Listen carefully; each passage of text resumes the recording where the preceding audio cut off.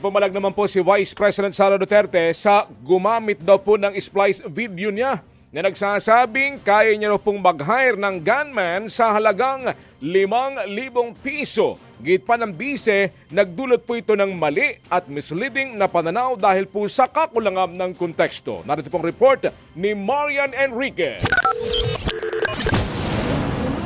5,000 pesos. Ganyan lang daw kadali maghanap ng gunman sa Pilipinas. Ayon yan kay Vice President Sara Duterte. Kaya aniya, hindi lang war on drugs ng ama nitong si dating Pangulong Rodrigo Duterte ang sanhi ng karamihan sa umano'y extrajudicial killings, kundi ang talamak din daw na gun violence sa bansa. Halimbawa pa nga ng bise sa kanyang speech sa Free Duterte Now rally sa The Hague, Netherlands.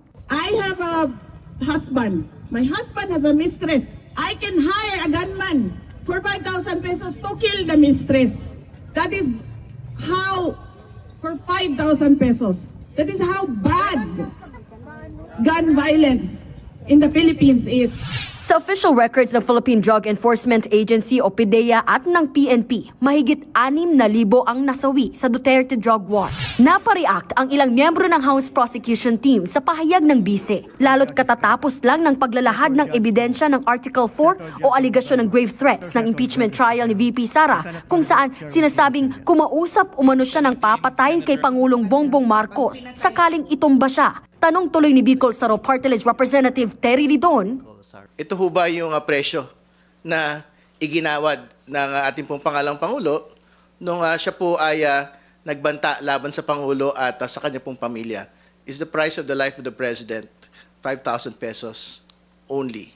Hindi ba? Yan ho ba yung exact mechanism kung paano ho niya yan ginawa nung nagbanta siya sa Pangulo at sa kanya pong pamilya?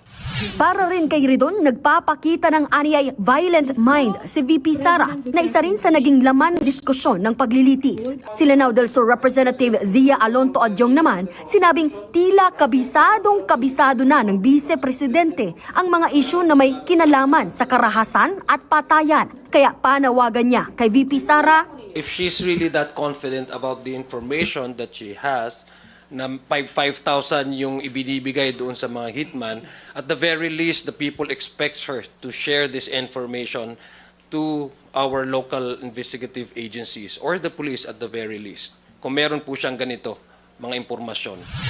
ganyan din ang sentimiento ng Malacanang. Kung totoo raw ang 5,000 pesos for hire na gunman, bakit hindi tumulong ang bise para masawata ito? Matagal na siyang opisyal, matagal din namuno ang kanyang ama bilang presidente.